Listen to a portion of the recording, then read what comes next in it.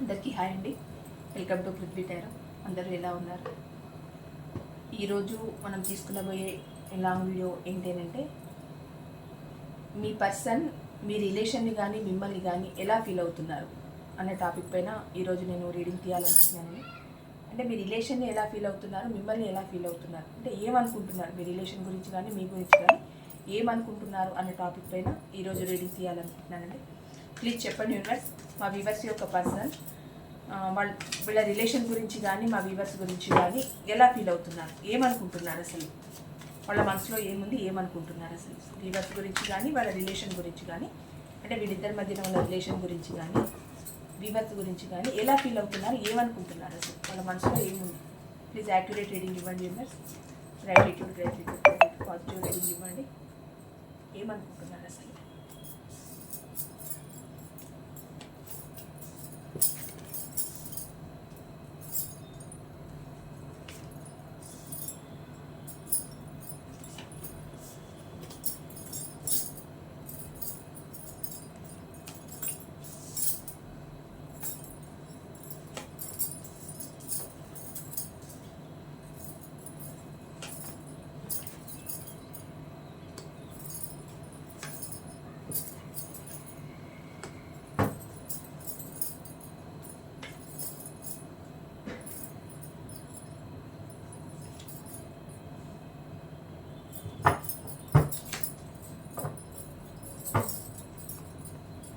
Chariot, Six of Wands, Knight of Cups. Okay. Me person me relation గురించి కానీ మీ గురించి కానీ ఎలా ఫీల్ అవుతున్నారు, అంటే ఏమనుకుంటున్నారు అని అంటే, first of all me person కొద్దిగా ప్రాక్టికల్గా ఉన్నారండి. పాస్ట్లో ఏంటంటే తన వర్క్ పరంగా కానీ తన బిజినెస్ పరంగా కానీ మనీ ఫోకస్డ్గా ఉన్నారు. అంటే ఇప్పుడు రిలేషన్ కన్నా ఎక్కువగా తన కెరియర్ పైన ఎక్కువ దృష్టి పెట్టారు. ఒక రకంగా తను కెరియర్ పైన ఎక్కువ ఫోకస్డ్గా ఉండి మిమ్మల్ని కొంచెం దూరం పెట్టారు. దానివల్ల ఏం జరిగింది అని అంటే, మీ మధ్య చాలా గొడవలు, ఆర్గ్యుమెంట్స్, అంటే ఒక విపరీత ధోరణి అనేది మీ రిలేషన్లో మొదలైపోయింది. అంటే అక్కడ మీకు టైము ఇవ్వక మిమ్మల్ని ఇగ్నోర్ చేస్తూ మిమ్మల్ని పక్కన పెట్టేసి కెరియర్ వైపు, డబ్బు సంపాదన వైపు ఎక్కువ ఫోకస్డ్గా ఉండేసరికి గతంలో ఏమైపోయింది అని అంటే, ఆ బాధ అనేది మీ మనసులో నుంచి పోకుండా చిన్నగా చిన్నగా మీ మధ్య క్లాషెస్ రావడం స్టార్ట్ అయిపోయి, ఆర్గ్యుమెంట్స్ స్టార్ట్ అయ్యి అది గొడవలకు దారితీస్తాయి. ఇంకా అంటే చాలా గొడవలు అనమాట. అంటే ఇంకా ఒకరి గురించి ఒకరు ఇంకా ముందు నిలబడే ఇంకా తిట్టేసుకునే అంత గొడవలు జరిగాయి మీ మధ్య. అంటే టైం ఇవ్వకపోవడం వల్ల, ఆ టైం ఇవ్వకపోవడం వల్ల మిమ్మల్ని పక్కకు పెట్టడం వల్ల, మీరు ఉన్నారు అన్న ఒక విషయాన్ని కూడా మర్చిపోయేట్టు మీ పర్సన్ ఉండడం వల్ల మీకు చాలా మనసుకు బాధ అనిపించి, మీరు కూడా అలాగే ఉండేసరికి మీ మధ్య గొడవలు చాలా అయ్యాయి, చాలా ఆర్గ్యుమెంట్స్ అయ్యాయి. అంటే ఒక రకంగా చాలా స్పార్క్ వచ్చేసింది మీ మధ్యలో ఇలాంటి డిస్టర్బెన్సెస్ వల్ల. ఇక్కడ ఏంటి అని అంటే, మీ పర్సన్ ఇప్పుడు ఏమనుకుంటున్నారు అని అంటే, ఈ వర్క్ను కానీ ఈ రిలేషన్ని కానీ బ్యాలెన్స్ చేసుకోవాలనుకుంటున్నారు. ఎలా అనంటే, ఆ వర్క్ పరమైన వాటిలలో ఎక్కువ ఫోకస్డ్గా ఉండి మిమ్మల్ని పట్టించుకోకపోయేసరికి మీ మధ్య గొడవలు జరిగి అది మీ రిలేషన్నే బ్రేక్ చేసే స్థాయికి వచ్చేసాయి కనుక పాస్ట్లో ఇప్పుడు ఏమనుకుంటున్నారు అని అంటే, రెండింటిని బ్యాలెన్స్ చేసుకోవాలి, రెండింటిని సమానంగా చూసుకోవాలన్న ఉద్దేశంతో మీ పర్సన్ ఇప్పుడు ఉన్నారండి. అదే ఆలోచిస్తున్నారు. రెండింటిని బ్యాలెన్స్ చేసుకోవాలి, అటు వర్క్ని, ఇటు రిలేషన్ని, ఇటు మ్యారేజ్ అయ్యి ఉంటే మ్యారేజ్ లైఫ్ని, భార్యని, పిల్లల్ని, అలా ఇది అందరికీ సంబంధించిన రీడింగ్ అండి. అందరికీ వర్తిస్తుంది. ఎవరెవరికి ఎలా రిజనేట్ అయితే అలా తీసుకోండి. ఇది ఒక్కరికనే కాదు, అన్ని కేటగిరీస్కి సంబంధించిన రీడింగ్ అండి ఇది. ఇప్పుడు బ్యాలెన్స్ చేసుకోవాలని ఫీల్ అవుతున్నారు. ఇంకోటి ఏంటంటే, ఆ గతం తాలూకు ఆ గొడవలు, మీ మధ్య జరిగిన ఆ బ్రేకప్స్, మీ మధ్య జరిగిన గొడవలు, మీరు అనుకున్న మాటలు అన్నీ గుర్తొచ్చి ఏంటంటే మీ పైన విపరీతమైన ఆలోచనలు, అంటే మీ గురించి 24/7 ఆలోచిస్తూనే ఉన్నారండి. ఆ ఆలోచన వల్ల ఏంటంటే తనకు రాత్రి నిద్ర పట్టట్లేదు, విపరీతమైన ఆలోచన, ఏడ్చేస్తున్నారు. అంటే ఇంకా జరిగింది, అక్కడ తప్పు జరిగిపోయింది కదా తన వల్లే, అందుకని తనకి ఇంకా తన బాధ ఇంకా చెప్పుకోవడానికి ఎవరు లేరు, ఎలా అనుభవించాలో తెలియదు. అందుకు ఇంకా రాత్రులు ఏడ్చేస్తున్నారు మీ పర్సన్. అంటే చాలా బాధపడుతున్నారండి, చాలా పెయిన్ఫుల్గా ఉన్నారు. మీ రిలేషన్ గురించి ఆలోచిస్తున్నారు, మీ గురించి ఆలోచిస్తున్నారు. గతంలో జరిగిన మీ ఆర్గ్యుమెంట్స్, మీ గొడవలని మళ్ళీ మళ్ళీ గుర్తు చేసుకుంటున్నారు. ఎందుకంటే తన వల్లే జరిగాయి కదా ఇవన్నీ. చాలా గుర్తు చేసుకుంటున్నారు, చాలా బాధపడుతున్నారు. ఒక రకంగా చాలా పెయిన్ఫుల్గా ఫీల్ అవుతున్నారండి మీ పర్సన్. ఇక్కడ ఏంటంటే మళ్ళీ మీకు ఒక న్యూ బిగినింగ్ చేయాలని మీతో. అంటే గతంలో జరిగిన గొడవలు ఇవన్నీ ఉన్నాయి కదా, వాటి వల్ల అంత బ్రేకప్ అయి దూరం అయ్యే సిచ్యువేషన్ వచ్చింది కనుక ఇక్కడ ఏమనుకుంటున్నారు అని అంటే మీకు మళ్ళీ ఒక కొత్త అవకాశం ఇవ్వాలి, కొత్త ఆపర్చునిటీ, కొత్తగా మీ ముందుకు రావాలి. అంటే మీ ప్రేమ కానీ మీ వివాహ బంధం కానీ కొత్తగా చిగురించాలి అన్న ఆలోచనతో ఉన్నారండి మీ పర్సన్. అలా మీకు ఒక కొత్తగా న్యూ ప్రపోజ్ చేయబోతున్నారు మీ పర్సన్. అలా ఆలోచిస్తున్నారు. ఇక్కడ చాలా ఫాస్ట్గా మీ దగ్గర రావాలనుకుంటున్నారండి.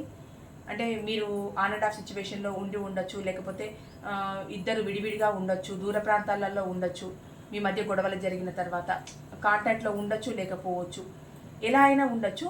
అలాంటి పరిస్థితుల్లో మీ పర్సన్ ఏమనుకుంటున్నారు అంటే మీ దగ్గరికి చాలా ఫాస్ట్గా రావాలి, మీకు తన మనసులో ఉన్న మాట చెప్పాలి, వీలైతే తన వల్ల జరిగిన పొరపాటును కూడా ఒప్పుకోవాలి అనుకుంటున్నారు మీ పర్సన్. ఇక్కడ ఏంటంటే మీ పర్సన్కి మీరంటే చాలా ప్రేమ ఉందండి, చాలా ప్రేమ అభిమానం. మీరు ఒక సోల్మేట్ కనెక్షన్ లాగా ఫీల్ అవుతున్నారు. అంటే ఒకరి కోసమే ఒకరు పుట్టినట్టు ఫీల్ అవుతున్నారు. అంటే మీ మధ్య ఎన్ని గొడవలు జరిగినా కూడా మీ పర్సన్కి మీ మీదున్న ప్రేమ మాత్రం తగ్గలేదండి. అది అనివార్య కారణాల వల్ల కావచ్చు, వర్క్ ప్రెషర్ కావచ్చు, ఎలాగైనా కావచ్చు, మీ మధ్య ఆర్గ్యుమెంట్స్ జరిగి గొడవలు జరిగి దూరం కావచ్చు, కానీ మీ మీద ఉన్న ప్రేమ మీ పర్సన్కి అలాగే ఉందండి. ఇక్కడ ఏంటి అని అంటే తను దూరమైన ఆ టైంలో మీరు ఎవరితోనైనా క్లోజ్గా ఉంటున్నారేమో అన్న ఒక చిన్న డౌట్ మాత్రం మీ పర్సన్కి ఉందండి. అంటే తను మీకు ఇంపార్టెన్స్ ఇవ్వడం తగ్గించి తను వర్క్ పైన ఎక్కువ ఫోకస్ పెట్టిన ఆ టైంలో మీ మనసుకు బాధ కలిగించి ఎవరితో అయినా క్లోజ్గా మాట్లాడేవారేమో అన్న ఆలోచన మీ పర్సన్లో ఉంది. ఇది నేను ఒక రొమాంటిక్ థర్డ్ పార్టీ అనేది చెప్పట్లేదండి. ఇది బంధువులే కావచ్చు, పక్కన నైబర్సే కావచ్చు, వర్క్ ప్లేసే, ఎక్కడ ఎవరైనా కావచ్చండి. ఒక రొమాంటిక్ థర్డ్ పార్టీ అని చెప్పట్లేదు. అంటే మీ బాధల్ని చెప్పుకోవడానికి ఇంకొక మూడో వ్యక్తి ద్వారా మీ ఫీలింగ్స్ని షేర్ చేసుకుంటున్నారని కూడా అనుకోవచ్చు. ఇది ఒక రొమాంటిక్ థర్డ్ పార్టీ అని నేను చెప్పట్లేదండి. ఇది ఎలాంటిదైనా కానీ, కాకపోతే వేరే వాళ్లకు మీరు క్లోజ్ అయిపోయారేమో అన్న ఒక ఫీలింగ్ మాత్రం మీ పర్సన్కి ఉంది. అంటే మీ బాధలు చెప్పుకోవడానికి ఎవరో ఒకరు ఉండాలి కదా. అది మీ మదరే కావచ్చు, ఫాదరే కావచ్చు, బ్రదర్సే కావచ్చు, సిస్టర్సే కావచ్చు, మీ నైబర్సే కావచ్చు, మీ వర్క్ ప్లేస్ వాళ్ళే కావచ్చు, అవి మా రొమాంటిక్ థర్డ్ పార్టీయే కావచ్చు. అంటే ఈ గ్యాప్లో ఎవరైనా కావచ్చండి. ఎవరెవరికి ఎలా రీజనేట్ అయితే అలా తీసుకోండి. అలా కావచ్చు. అది మాత్రం ఫీల్ అవుతున్నారు మీ పర్సన్. వేరే వాళ్ళతో మీరు మీ ఫీలింగ్స్ని షేర్ చేసుకుంటున్నారు, మీరు క్లోజ్గా ఉంటున్నారు, మీరు మాట్లాడుతున్నారు అన్న ఫీలింగ్ మీ పర్సన్లో ఉందండి. ఇక్కడ ఏంటంటే మీ నుంచి గతంలో మాత్రం మీ పర్సన్ చాలా బాధగా మూవ్ అని వెళ్ళిపోయారండి. అంటే అక్కడ మీ పర్సన్ మీ నుంచి మీ పర్సన్ కానీ మీ హస్బెండ్ అండ్ వైఫ్ కానీ మీ నుంచి కావాలని వెళ్ళిపోలేదండి. అక్కడ వర్క్ ప్రెషర్ వల్ల, అక్కడ వర్క్కి ఇంపార్టెన్స్ ఇవ్వడం వల్లనే మీ నుంచి దూరంగా వెళ్ళిపోవాల్సి వచ్చింది. కానీ మిమ్మల్ని కాదనుకొని మీ మీద ప్రేమ లేక మాత్రం కాదండి. ఇక్కడ మీరంటే చాలా ప్రేమ ఉంది, మీరు సోల్మేట్ కనెక్షన్ లాగా ఫీల్ అవుతున్నారు. ఆ వెళ్ళడం కూడా చాలా చాలా భారంగా మూవ్ అనే వెళ్ళిపోయారు మీ పర్సన్. ఇంత అంటే ఒక రకంగా ఇది కుటుంబ పరంగా, అంటే ఇది కుటుంబ పరంగా అయినా కావచ్చు, లేదు వర్క్ పరంగా అయినా కావచ్చు. ఎక్కువ వర్క్ పరంగానే చూపిస్తుంది, జస్ట్ ఇది కుటుంబ పరంగా చూపిస్తుందండి. అలా చాలా బాధగానే మూవ్ అనేవి వెళ్ళిపోయారు మీ పర్సన్. మొత్తానికి ఏంటంటే మీ గురించి కానీ రిలేషన్ గురించి కానీ మీ పర్సన్ చాలా బాధపడుతున్నారు. 24/7 మీ రిలేషన్ గురించి ఆలోచిస్తున్నారు, మీ గురించి ఆలోచిస్తున్నారు. అంటే ఎలా ఉంటే బాగుంటుంది మా రిలేషన్ అని ఆలోచిస్తున్నారు. మళ్ళీ మీ దగ్గరికి ఎలా రావాలి, మీకు ఎలా దగ్గర అవ్వాలి అన్న దానిపైన కూడా మీ పర్సన్ ఆలోచన చాలా తీవ్రంగా ఉందండి.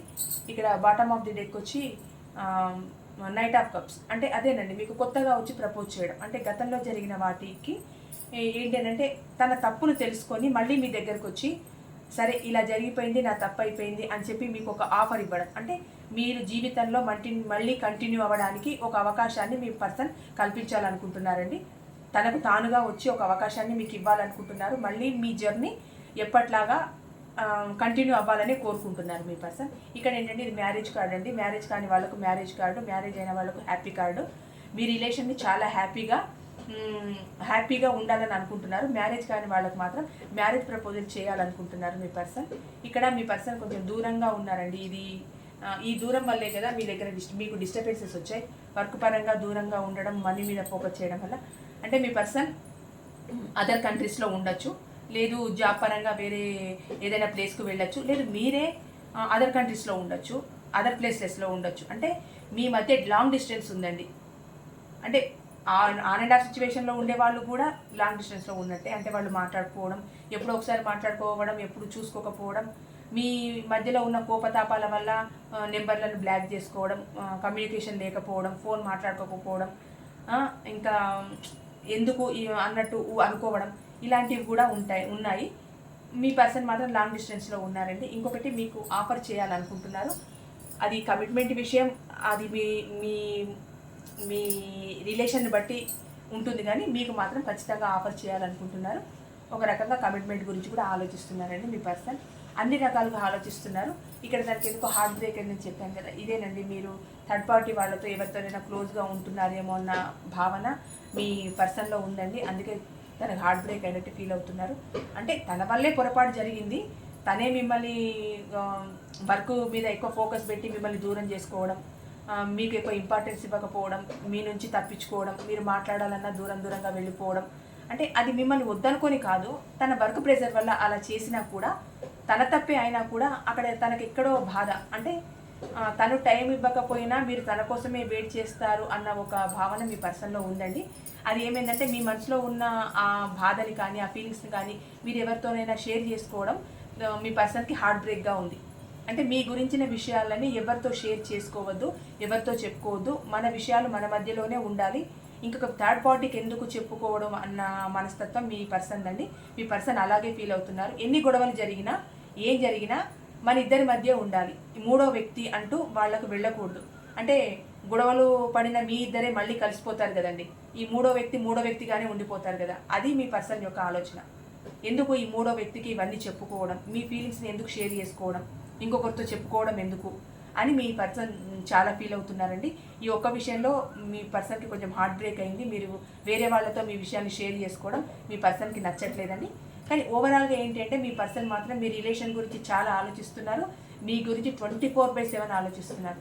తన ఆలోచన అంతా ఎలా ఉంది అని అంటే, గతంలో ఏం జరిగినా, ఏం డిస్టర్బెన్సెస్ వచ్చినా, ఎలాంటి ఆర్గ్యుమెంట్స్ వచ్చినా కూడా ఇప్పుడు మీ పర్సన్ అనుకునేది ఏంటి అని అంటే, అక్కడ వర్క్ని ఇక్కడ మిమ్మల్ని బ్యాలెన్స్ చేసుకోవాలి, అటు వర్క్ని ఇటు ఫ్యామిలీని బ్యాలెన్స్ చేసుకోవాలి, ఇద్దరికి సమన్యాయం చేయాలి అని. మ్యారేజ్ కాని వాళ్ళకైతే మ్యారేజ్ ప్రపోజ్ చేయాలి అని, మ్యారేజ్ అయిన వాళ్ళకైతే హ్యాపీ రిలేషన్ ఇవ్వాలని, హ్యాపీ ఫ్యామిలీని ఇవ్వాలని, మీకు ఒక ప్రపోజ్ చేయాలని అనుకుంటున్నారండి మీ పర్సన్. మీ పర్సన్కి మీరంటే చాలా ప్రేమ ఉందండి, చాలా అభిమానం ఉంది. మీరు ఒక సోల్మేట్ కనెక్షన్ లాగా మీ పర్సన్ ఫీల్ అవుతున్నారు. ఓవరాల్గా ఏంటంటే మీ పర్సన్ మీ గురించి పాజిటివ్గా ఆలోచిస్తున్నారు. మీ రిలేషన్ గురించైనా మీ గురించైనా చాలా పాజిటివ్గా ఆలోచిస్తున్నారు. పాజిటివ్గా ఉందండి రీడింగ్ కూడా. మీరు దీన్ని క్లెయిమ్ చేసుకోండి. చాలా బాగుంది రీడింగ్. చాలా బాధపడుతున్నారు. అంటే జరిగిన తప్పుని మళ్ళీ గుర్తు చేసుకొని నేను ఇలాంటి తప్పు చేశాను అన్న భావన మీ పర్సన్ మనసులో ఉందండి. అలాంటి రిగ్రెట్ ఫీల్ మంచిదే కదా. మీ రిలేషన్ ఇంకా బాండింగ్ పెరగడానికి ఇంకా 100% ఛాన్సెస్ ఉంటాయి కదా.